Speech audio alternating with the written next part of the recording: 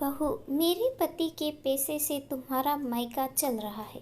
रेणुका देवी की आंखों से नींद कोसों दूर थी। वह अपने स्वर्गवासी पति को याद कर रही थी।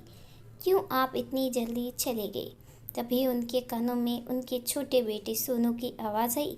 ये क्या माँ, अभी तक सोई हुई हो? उठ जाओ, आज पहली तारीख है और पेंशन वाले चेक साइन कर दो। बेचारी रेणुका अपने छोटे बिगड़े अय्यास बेटे सोनू से त्रस्त थी। ना तो मेहनत करना चाहता था और ना तो कोई छोटा मोटा काम। बस घर का पैसा उड़ाता, अपनी पत्नी के चोंचले सहता जैसे करोड़ों में कमा रहा हो। और पत्नी का भी यही हाल था। ऐसा लग रहा था पति करोड़ों का बिजनेस करता हो और सोनू की सबसे बुरी आदत औरतों की तरह इधर से उधर बातों की लगाई बुराई कर अपने बड़े भाई के खिलाफ अपनी माँ को भड़काया करता। इसीलिए रेणुका देवी का बड़ा बेटा अपनी माँ को ना पूछता और ना मिलने आता। अब उनका बुढ़ापा का समय इनकी लाचारी का सबक है कि नालायक सोनू के साथ रह रही थी और हर दिन अपनी किस्मत को कोस रही थी। रेणुका देवी ने चेक पर साइन करके दे दिया। पेंशन निकला कर ले आया है। माँ से कह रहा है कि उसकी पत्नी को मायके जाना है, इसीलिए 25,000 के बदले 50,000 निकाला है।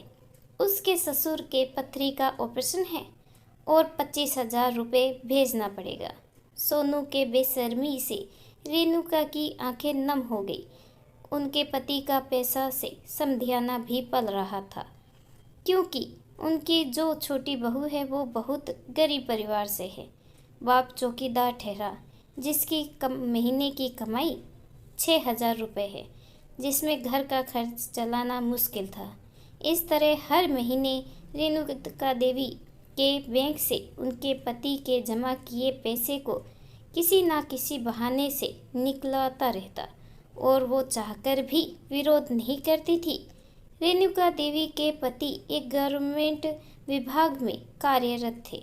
अच्छी खासी तनख्वाह थी और अपने रिटायरमेंट के पूरे पैसे उन्होंने पत्नी के नाम जमा कर दिए ताकि बुढ़ापे में उनको कोई परेशानी ना हो और पेंशन से उनका महीना का खर्च भी आराम से चल जाएगा। उनके 2 बेटे थे, एक बड़ा बेटा उमेश और छोटा सोनू। लेकिन सोनू नहीं चाहता था माँ की बड़े भाई से बने। हर समय बड़े भाई की बुराई करता, जिससे माँ का दिल और बड़े बेटे का दिल खट्टा हो गया। बड़ा बेटा घर से निकलकर दूसरे घर में चला गया।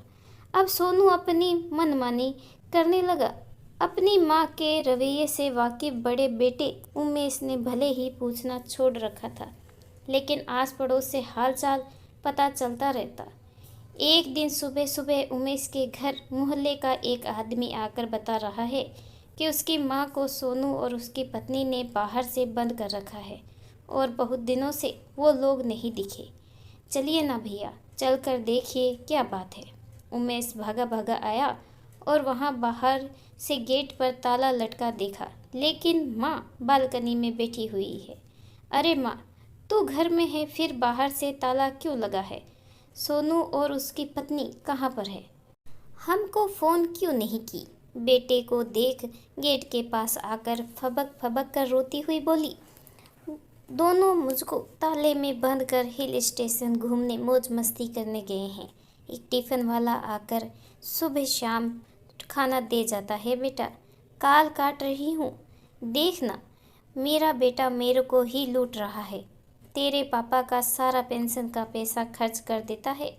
ताला तोड़ा गया और रेणुका देवी को आज़ाद किया गया। उमेश अपनी माँ को अपने घर ले जाता है। कुछ दिन के बाद मौज मस्ती कर घर लौटा। सोनू गेट पर नया ताला देख पड़ोस में पूछा तो पता चला कि बड़े भैया आए थे और ताला तोड़कर माँ को अपने घर ले गए।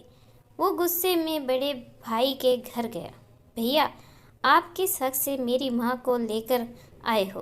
तेज में आकर सोनू बोल रहा था। चलो माँ, अपने घर चलो। कौन सा घर? वो मेरा घर है ही नहीं, वो उमेश का भी है। इसीलिए अब वहाँ उमेश चलेगा तभी मैं चलूँगी, वरना नहीं। रेणुका देवी ने साफ साफ कहा। कि अब से वो उस मकान में रहने तभी जाएगी जब तक उसका रजिस्ट्रेशन नहीं होता। वो मकान 2 मंजिला तेरे पापा ने बनवाया था और मेरे नाम से है, इसीलिए जीते जी तुम दोनों को अदा दे दूंगी। तुमको एक पैसा अब नहीं मिलेगा। मेरा सारा पेंशन अब जमा होगा और तुम अपना देखो कि कैसे घर चलाना है। आज रेणुका देवी को बड़ा बेटा भगवान राम लग रहे हैं, जिसने सोनू की चालाकी, धूर्तता और हठ धर्मी से निजात दिलाकर सुकून शांति का जीवन दिए हैं। उमेश के घर चैन से रह रही है और उनका सारा पैसा जमा हो रहा है, क्योंकि आज रेणुका देवी को समझ आ गया था सोनू को उनसे नहीं बस उनके पैसे से प्यार है, लेकिन उनके बड़े बेटे बहू को माँ से प्यार है। उनको दोनों प्यार सम्मान से अपने पास रखे हुए थे, जो सोनू और उसकी पत्नी ने कभी दी ही नहीं। आज रेणुका देवी बड़े बेटे के साथ बहुत खुश थी। उन्होंने घर दोनों बेटों को बराबर में बांट दिया, शांति से जीवन व्यतीत किया। इस कहानी के बारे में आपकी क्या राय है, कमेंट करके ज़रूर बताइएगा। कहानी अच्छी लगी हो तो please like, share and subscribe करना बिल्कुल ना भूलें। धन्यवाद।